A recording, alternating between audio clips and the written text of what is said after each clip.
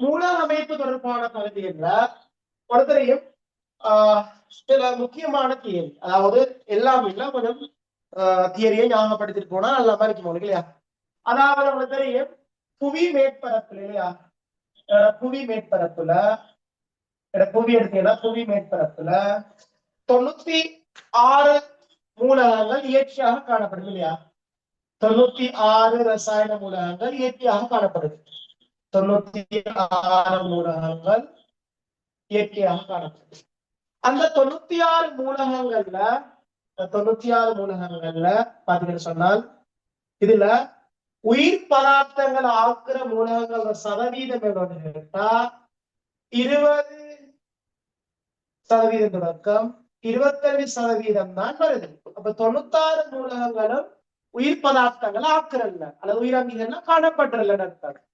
அதுல 20-25% என்றால் கிட்டத்தட்ட நீங்க இந்த எவ்வளவு மூலகம்ன்றதை நீங்க கண்டுபிடிக்கலாம். அப்ப 100க்கு நீங்க 20 தர சரியா 92 போட்டு, அதே போல 100க்கு 25 தர 92 போட்டீங்கன்னு சொன்னால் உங்களுக்கு அந்த மூலகங்கள் எண்ணிக்கை வரும். இதுல 18 இதுல 23 வரும். அப்படித்தானே வெளியேறா 18. ஆகவே கிட்டத்தட்ட 18 தொடக்கம் 23 வரையான மூலகங்கள் வரையும். அப்ப உங்களுக்கு கேள்வியில இந்த கணிக்கிற மாதிரி கேள்வி கேட்க மாட்டாங்க. ஆனா என்ன அந்த சதவீதம் கேட்பாங்க. 20 தொடக்கம் 25 பதார்த்தம். சோ இந்த உயிர்ப்பாக்குற இந்த மூலகங்கள் எடுத்தீங்கன்னு சொன்னால் இந்த 18-23ல அதுல தாவரங்களை பொறுத்தளவில விளைவிக்கணும். தாவரங்களை பொறுத்தளவில 17 மூலகங்களும், அதே போல மனிதனை பொறுத்தளவிலே பாத்தீங்கன்னு சொன்னால் மனிதனை பொறுத்தளவிலே 25 இருக்குது. 17 25. இன்னொரு விஷயம் என்னென்றால் இந்த 25 மூலகங்கள் எடுத்தீங்கன்னா இந்த 25லையும் இன்னொரு விஷயம் சொல்லப்படுறேன். இந்த 25 மூலக அமைப்புலையும் இதை நான் அழிக்கிறேன்.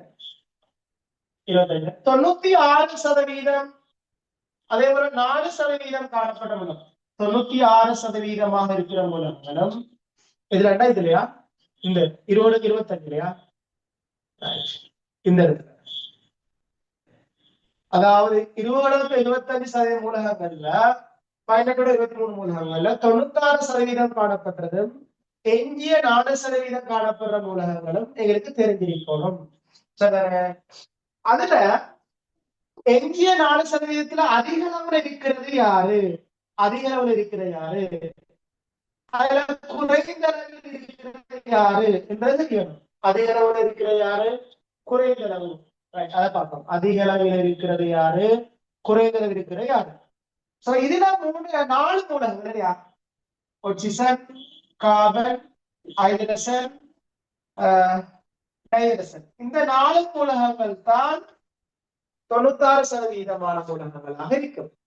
அதுல எஞ்சிய 4% அதிக அளவில் காணப்பட்டதுல கால்சியம், பாஸ்பரஸ், பொட்டாசியம், கந்தகம் ஆகிய 4 மூலகங்களும் அதுலயும் மின்னிறத்திலையும் 4ல அதிகம் 4ல அதிகம் காணப்படுவாங்க. அதுல எஞ்சியாக காணப்படுற மூலகங்கள் கண்டுபிடிச்சாங்க. அதை நீங்க ஞாபகப்படுத்திக்கிறோங்க. எங்களுக்கு வரக்கூடிய மூலகம் சோடியம், குளோரின், மெக்னீசியம், அதே போல போரன், அதே மாதிரி கோபால்ட், செப்பு, குரோமியம், புளோரின், அயோடின், இரும்பு ஆகிய மூலகங்களும் இருக்கு. உங்களுக்கு கூடுதலா கேட்கிறேன்னா கேள்வி வரலாம், 96% காணப்படும் மூலகங்கள் அல்லது எஞ்சிய 4% அதிக அளவு காணப்படுற மூலகங்கள் என்று சொல்லி கேள்வி வரலாம். அடுத்தது தாவரங்கள்ல 17 மூலகங்கள் என்னன்றது நான் யூனிட் 4 தான் அதை கேள்விக்கிறேன். யூனிட் 4 அதை என்ன சொல்றேன், தாவரங்கள்ல 17 தாவரங்கள்ல 17 இங்கேயும் அதிக அளவுல காணப்படுறது இருக்குது, குறைந்த அளவுல காணப்படுறது இருக்குது. அதிக அளவுல காணப்படுறதுக்கு நாங்க சொல்ற மாபோசனை, மாபோசனை, மாபோசனை மூலகம் அல்ல மாமூலகம்னு சொல்றோம். மாமூலகம்னு சொல்றேன், மாமூலகம். அதே போல குறைந்த அளவு காணப்படுறது நுண்மூலகங்கள், போசனையில போசனைத்துவம் மூலகம் மூலகம்னு சொல்லுவோம். அதே மாதிரி மனிதன்லையும் பாத்தீங்கன்னு சொன்னால் அதிக அளவுல காணப்படுறது மாபோசனை மூலகங்கள்.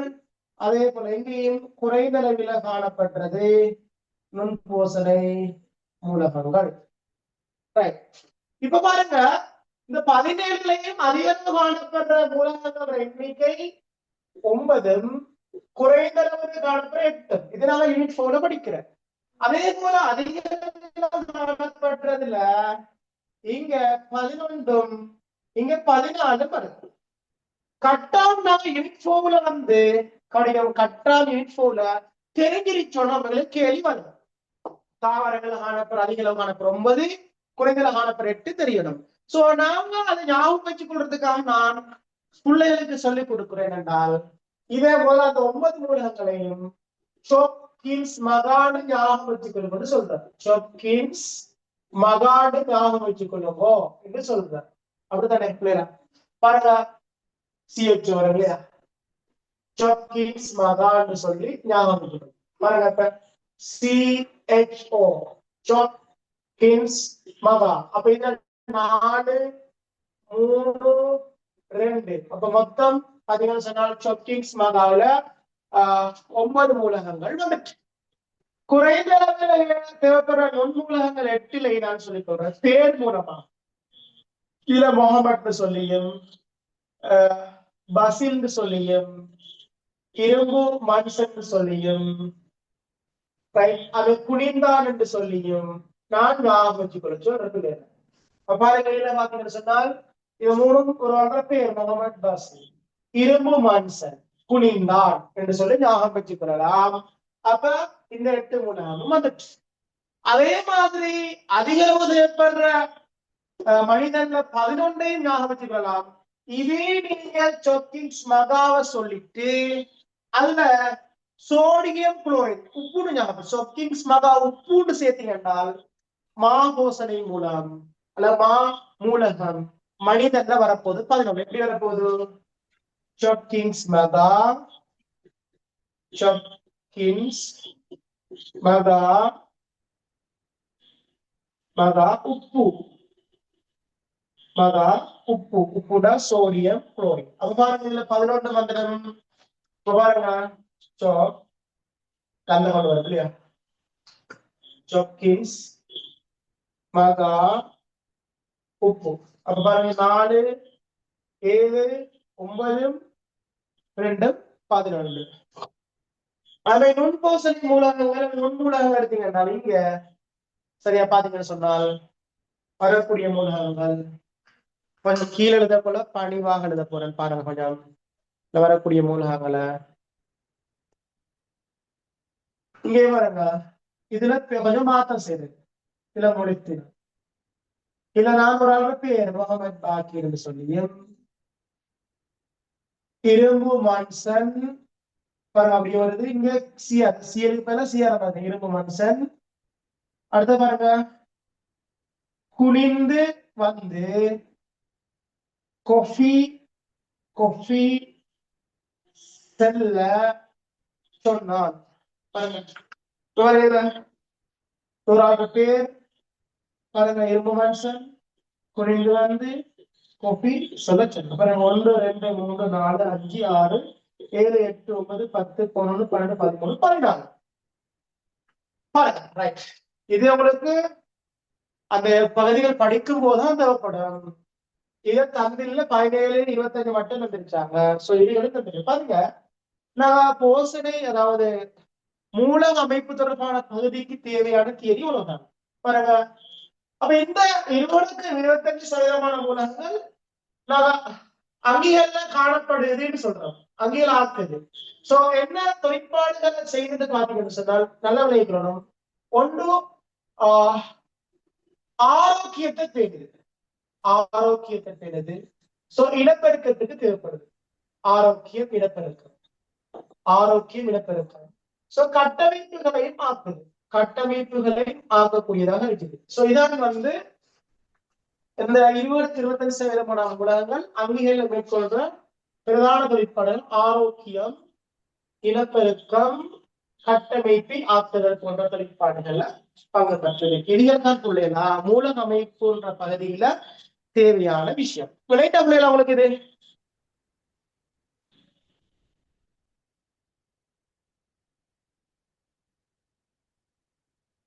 இப்ப நாங்க இதுல உள்ள பகுதியை வச்சுக்கொண்டு கேள்வியை பார்க்கணும்.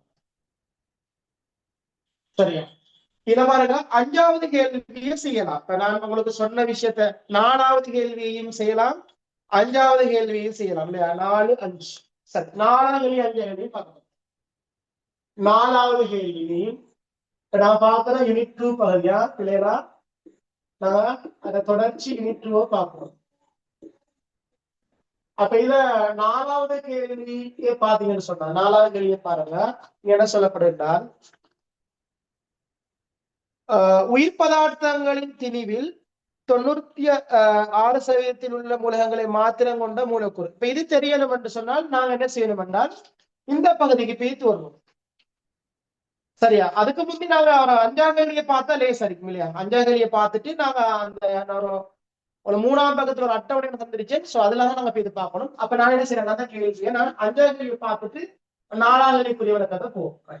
5ஆம் கேள்வி என்னன்னு கேட்டால் 5 விடை தந்திருக்கவங்களுக்கு மூலகம் தொடர்பான விஷயத்துல அதுல ஒன்று என்ன சொல்றாங்களா, ஆரோக்கியமான வாழ்வு இனப்பெருக்கம் என்பவற்றுக்காக 20-25% மூலகங்கள் காணப்படும். சரி, கேள்வி தவறானது கேட்கல.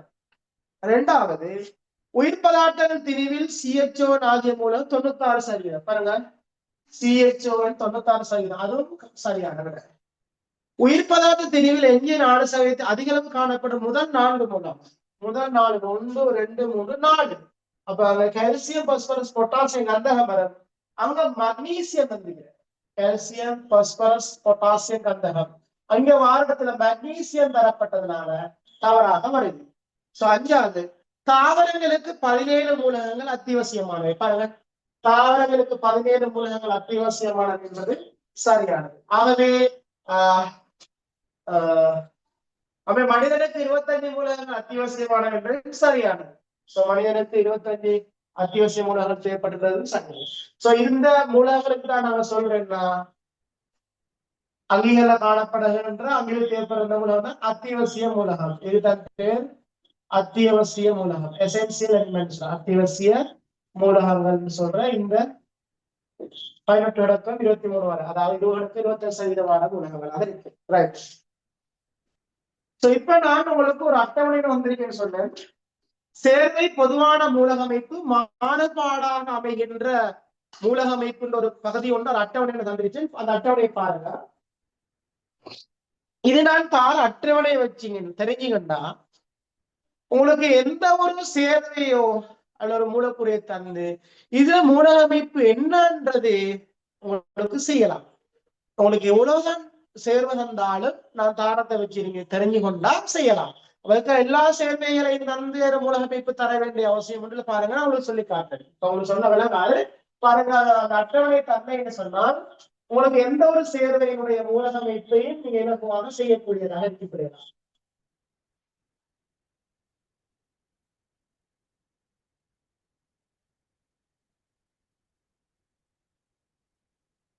இப்ப அங்கிக்கிற பாருங்க, அட்டவணைகளை பாத்தீங்கன்னா சேர்வை பொதுவான மூலகமைப்பு பாருங்கல அவங்களுக்கு சேர்வை தந்திருக்கு.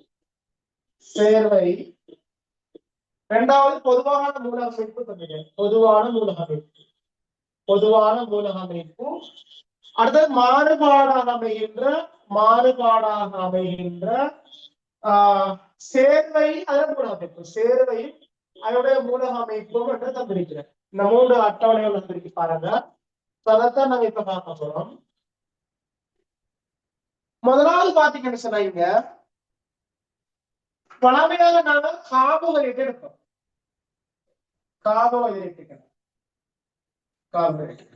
கார்போஹைட்ரேட் பொதுவா எடுத்தீங்கன்னா, பொதுவாக எடுத்தீங்கன்னா கார்போஹைட்ரேட் மூலகமைப்பு கார்பன், ஹைட்ரஜன், ஆக்சிஜன் தான் கிடைக்கும். ஒரே ஒரு ஆள் மட்டும்தான் கார்போஹைட்ரேட்ல CHOக்கு மேலதிகமாக ஒரு மூலகத்தை கொண்டிருக்கார். அவர் கைட்டின் என்பவர் தான் அவர். அப்ப கைட்டின் மட்டும்தான் கார்பன், ஹைட்ரஜன், ஆக்சிஜனுக்கு மேலதிகமாக நைட்ரஜன் கொண்டிருக்கார். அப்ப ஹைட்ரஜனை தவிர எந்த ஒரு கார்போஹைட்ரேட் சேர்வைகள் உங்களுக்கு தரப்படுமாக இருந்தாலும், எப்படி கார்போஹைட்ரேட்ல ஹைட்ரஜனை தவிர எந்த ஒரு சேர்வை, உதாரணமாக மாப்பொருளாக இருக்கலாம், மினுனிலாக இருக்கலாம், பெக்டினாக இருக்கலாம், எந்த ஒரு சேர்வை இருந்தாலும் நீங்க எடுத்துக்கொள்ளுங்க, CHO தான் எடுத்துக்கொள்ளுங்க. இவரை மட்டும்தான் நீங்க ஞாபகம் விதிவிலக்கா மற்ற பொதுவாக விதிவிலக்காக தெரிஞ்சிருக்கணும். சரி, அப்ப ரெண்டாவது இது முதலாவது. ரெண்டாவது சேர்வை பாத்தீங்கன்னா இது விதிவிலக்காக இருக்கிற பாருங்க வைக்கணும். இந்த நைட்ரசன் இரண்டாவது சேர்வை புரதத்தை எடுத்துக்கணும். புரதம். புரதங்களை பொறுத்தளவிலே கவனிக்கிறோமோ, புரதத்துல பொதுவான மூலகம் அமைப்பு CHONS இதான் பொதுவான. இதுலயும் ஒரே ஒரு மூலகம் அவனுக்கு வித்தியாசமான மூலக அமைப்பு கொண்டிருப்பது யார் என்றால் ஹீமோகுளோபின். யார் கேட்டால் ஹீமோகுளோபின் தான். அவரை மூலக அமைப்பு என்றால் CHONSFP. அப்ப எங்கேயும் பாத்தீங்கன்னு சொன்னால் பொதுவான மூல அமைப்புல அந்த ஹீமோகுளோபின் வேறுபடுது. உங்களுக்கு தெரியும் அந்த ஹீம் கூட்டத்துல இரும்பு அயன் காணப்படுறதுனால. அதே மாதிரி அப்ப புரதம் எந்த ஒரு புரதங்களை சார்ந்தாலும் பொதுவாக இதுதான் ஹீமோகுளோபினை மட்டும் தந்தாத்தான் நீங்க இதை பார்க்கணும். இரும்பு இருக்கின்றது தெரிஞ்சுக்கணும். அதே மாதிரி மூணாவது பாருங்க, லிப்பிட் எடுத்தீங்கன்னு சொன்னார். லிப்பிட் எடுத்தீங்கன்னு சொன்னால் லிப்பிட்ல பொதுவான மூலக அமைப்படுத்தீங்கன்னா லிப்பிட்லையும் CHO தான் பொதுவான மூலக அமைப்பாக இருக்கும். பொதுவான மூலக அமைப்பா இருக்கும். அப்ப இங்க வேறுபடுற யாருன்னு கேட்டால் போஸ்போலிபிட். இங்க வேறுபடக்கூடியது யாருன்னு கேட்டால் போஸ்போலிபிட் தான் வேறுபடுவார். போஸ்போலிபிட் வேறுபடுவார். இங்க CHONP, அதாவது நைட்ரசன் போஸ்பரஸும் பாருங்க இங்க மேலதிகமாக இருக்குது. இவர் மட்டும் வித்தியாசம். மற்றபடி எந்த ஒரு லிப்பிடும் பொதுவானது CHO. ஆனா நியூக்ளிக் அமிலம் அப்படி மாறுபாடு இல்ல. அப்ப நியூக்ளிக் அமிலம் மாறுபாடு இல்லாதால சரி, அப்ப நாங்க போடுறோம் CHONP. இதுல வித்தியாசம் இருக்கு. DNA RNA இருந்தால் வித்தியாசம் அமைக்க வரப்போகல. அப்ப நியூக்ளிக் அமிலம் மட்டும் யார சொல்ல தெரியும், DNA இருந்தாலும் RNA. அதே மாதிரி தான் அஞ்சாவது நியூக்ளியோடைட்டுகள்லையும் பிரச்சனை வரப்போறல. நியூக்ளியோடைட்டுகள்லையும் மாறுபாடான நியூக்ளியோடைட்டுகள் வரப்போறல. நியூக்ளியோடைட்டும் அப்படித்தான். நியூக்ளியோடைட் எடுத்தீங்கன்னு சொன்னால் இங்கேயும் CHONP வரப்போது, இங்கேயும் வித்தியாசமானவர் இல்ல. அதே போல அப்ப நியூக்ளியோடைட் சொல்லக்கூடிய யாருண்டா ATP எடுக்கலாம், NAD+ எடுக்கலாம், NADP+ எடுக்கலாம், FAD எடுக்கலாம். இவ்வளவு பேர்லையும் நீங்க மூலக அமைப்பு கேட்டா CHONP தான் இருக்குன்றத தெரிஞ்சு கொள்ளுங்க. ஆறாவது அமினோ அமிலத்துல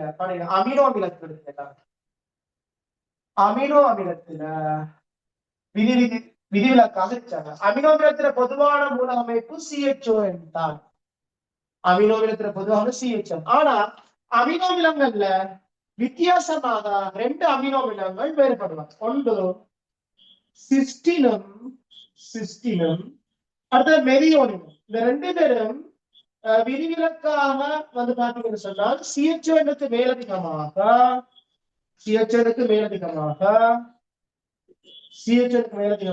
கந்தகத்தை கொண்டிருப்பார். கந்தகம் கொண்டு அமினோ அமிலமாக இருக்கு. இதுதான். அதே மாதிரி இன்னொன்று குளோரோபிலையும் சில நேரங்கள் கேட்கிற பொருள் கேட்டிருக்க. குளோரோபில் மூல அமைப்பு CHONNG. ரைட். உலக பிள்ளைகளா நீங்க தெரிஞ்சிருக்க வேண்டியது மூலக அமைப்பு தொடர்பான விஷயங்கள். இவ்வளவு தெரிஞ்சாலே போதும். இங்க எந்த விதமான மூலக அமைப்பு தொடர்பான கேள்வி வந்தாலும் செய்யலாம். பாருங்க, இப்ப அவங்களுக்கு செஞ்சு கொண்டு போகலாம். இங்க இந்த விஷயத்தை நோட் பண்ணிட்டு பல கேள்விய உங்களுக்கு 4வது கேள்வியும் செய்யலாம். அப்ப 4வது கேள்விக்கு தேவையான தேவையை தான் இது. மற்ற கேள்வி செய்யறது தேவைப்படும். 4வது கேள்வியில பாருங்க, உயிர் பதார்த்தத்தின் 96% மூலகங்களை மாத்திரம் உள்ளடக்கியதுன்னா CHON. அப்ப CHON மட்டும்தான் அந்த சேர்வையில இடிச்சது என்றால் அது யாருல இடிச்சுதான் கேள்வி. சோ தந்த விடையில பாருங்க, தந்த விடையில குவானோசின், அவனுக்கு குவானோசின் அதை சொல்லுங்க. குவானோசின் என்பது நியூக்ளியோசைட் இல்லையா, நியூக்ளியோசைட் அதை சொல்லிடுறேன், நியூக்ளியோசைட், நியூக்ளியோசைட்டுகள். அதுக்கு உதாரணம் குவானோசின், அடினோசின், அந்த நியூக்ளியோசைட்டுகள். நியூக்ளியோசைட்டுகள் பாஸ்பேட் கூட்டத்தில் இருக்கிறதுனால CHON தான் வருது. அப்ப மாறுபாடு இல்ல. அப்ப பாஸ்பேட் கூட்டத்தில் இருக்கிறன்னா பாஸ்பரஸ் வராது. சோ அந்த அடிப்படையில பாத்தீங்கன்னு சொன்னா குவானோசின்ல வந்து தந்ததுல குவானோசின்ல CHON இருக்கும். ஆனா ஒரு விஷயம் நீங்க பார்க்கணும், அதுல முடிவுக்குள்ள சொல்றாங்க மூலகங்களை மாற்றம் கொண்டது ஓகே, அங்கள முடிவு பாருங்க மாமூலக்கூறு வசனம். குவானோசின் மாமூலக்கூறா, நியூக்ளிக் அமிலங்களுக்கு மாமூலக்கூறு, புரதம் தான் மாமூலக்கூறு, கார்போஹைட்ரேட்ல பல்சக்கரைட் தான் மாமூலக்கூறு. அப்ப அந்த அடிப்படையில் இங்க குவானோசின் CHON 4 மூலகத்தை மட்டும் கொண்டு இருக்கு ஓகே, ஆனா அது மாமூலக்கூறு இல்ல. சோ அதனால குவானோசின் வராது. அப்ப முதலாவது குவானோசின் வராது, அது மூலகம் மட்டும்தான் கொண்டிருக்குது, அது மாமூலக்கூறா இல்லையாது. இரண்டாவது பாத்தீங்கன்னு சொன்னால் பெப்சின் புரதம். பெப்சின் புரதம் என்றதுனால அங்க இந்த 4 தாண்டி, இந்த 96% தாண்டி இங்க கந்தமும் 4% வாரம். சோ அதனால இரண்டாவது இன்வர போறல. மூணாவது பாஸ்போலிபிட் பாருங்க நந்திரிக்கன் CHONP. அப்ப ரெண்டு விஷயம் இல்ல, பாஸ்பரஸ் மேலதிகமா இருக்கிறது, ரெண்டாவது பாஸ்போலிபிட் மாமூலக்கூற வராது. அப்ப மூணாவது வராது. DNA அப்படித்தான், நைட்ரசன் பாஸ்பரஸ் இருக்குது, அப்ப CHON அப்ப பாஸ்பரஸ் மேலதிகம் இருக்குது, அங்க மாமூலக்கூற வரும் DNA. ஆனா அங்க 4 மூலகத்தை மட்டும் கொண்டிருக்காது, அங்கெல்லாம் பாஸ்பரஸும் வரதுனால. அஞ்சாவது கைட்டின் தான் வரப்போகுது. கைட்டின் பாருங்க 4 மூலகங்களை மட்டும்தான் கொண்டிருக்கு, கைட்டின் ஒரு பல்சக்கரை, ஆகவே மாமூலக்கூறுன்றதுனால எங்களுக்கு கைட்டினை விட அஞ்சாவது, ஆக 4வது கேள்விக்கு 5வது விட தான் வரப்போகுது. அதே மாதிரி பாஸ்போலிபிட் மூலம், பாஸ்போலிபிட் பொதுவாக காணப்படுற மூலகம் பாஸ்போலிபிட் எடுத்த வரப்போகுது CHONP. அப்ப அதுக்கு விட CHONPன்றது 4வது விட. ஆகவே 3வது கேள்விக்கும் 4வது ஆன்சர் வரப்போகுது இல்லையா, CHONP. ரைட். அடுத்தது 2வது கேள்வி பாருங்க, பின்வரும் எது CHO என்பதுடன் நைட்ரசனை அமைப்பு கூறாக கொண்டது. CHO நைட்ரசன் மட்டும் வேணும். அப்ப CHO நைட்ரசன் வராது, அல்பினின்ல கந்தகம் வரும், அப்ப விடைக்கு வராது. CHO கந்தகம் இருக்குது, விடைக்கு வராது. கைட்டின்ல CHO நைட்ரசன் இருக்கும், அது சரி, கைட்டின் வரையிலும். பாஸ்போலிபிட் எடுத்தீங்கன்னா கைட்டினோட பாத்தீங்கன்னா கைட்டின் இருந்தாலும் பாஸ்பரஸ்ல இருக்குது, அப்ப விடைக்கு வராது. NAD பிளஸ் பாஸ்பரஸ் வருவாங்க CHONP இல்ல பாஸ்பரஸ். பெக்டின் எடுத்தீங்கன்னா பெக்டின் CHO வரும், பெக்டின்ல CHO வரும், அப்ப விட வராது எங்களுக்கு கைட்டின், கைட்டின். சோ முதலாவது கேள்வி மட்டும் தான் பார்க்கலாம். சோ முதலாவது கேள்வியை பாருங்க, அதுல உங்களுக்கு ஒரே வகையான மூலக அமைப்பை கொண்டிராத கூட்டத்தை காட்டு, விடையை தெரிவு செய்ய கேட்கிறது.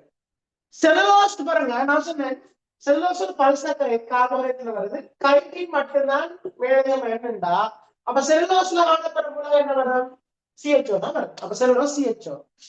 சுபரின் ஒரு லிப்பிட் உண்டு, சுபரின் ஒரு லிப்பிட் இருந்தனால லிப்பிட்ல பாஸ்போலிபிட் மட்டும்தான் பாஸ்பரஸ் நைட்ரசனை மேலதிகமாக கொண்டிருக்குது, மற்றபடி லிப்பிட் என்ற மூலக அமைப்பு CHO. அப்ப சுபரின் CHO. அப்ப செலுலோசின் CHO, சுபரின் CHO ஒரே மூலக அமைப்பு வருது. கேள்வி என்ன, கொண்டிராத. முதலாவது விடைக்கு வர போறது இல்லையா. இரண்டாவது விடைய பாத்தீங்கன்னு சொன்னால் கெரட்டின் புரதம். கெரட்டின் புரதம் என்றதுனால CHONS தான் வரும். இங்க விதிவிலக்காக வரமாட்டாரு. அப்ப CHONS. ஹீமோகுளோபின் பாத்தீங்கன்னா CHONSFP. அப்ப விட இங்க கெரட்டின் CHONS, ஹீமோகுளோபின் CHONSFP மாறதுனால ஒரே மூலக அமைப்பு காணப்படாது. சோ தவறானது இரண்டாவது. ஆகவே முதலாவது எங்களுக்கு இரண்டாவது ஆன்சர் தான் வரப்போகுது. சரிதானே. அது கைட்டின பாருங்க CHON, குவானோசின பாருங்க CHON, ஒரே மூலக அமைப்பு தான்.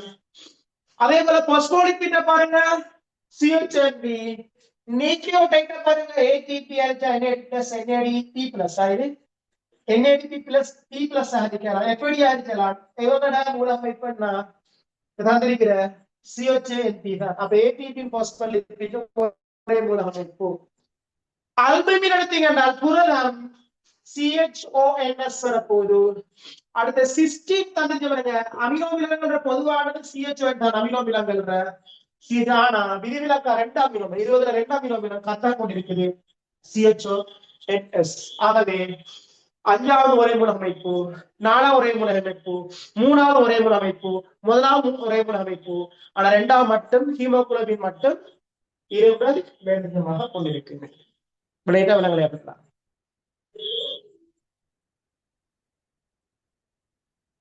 விளையாட்ட விலங்களை எப்படிலாம்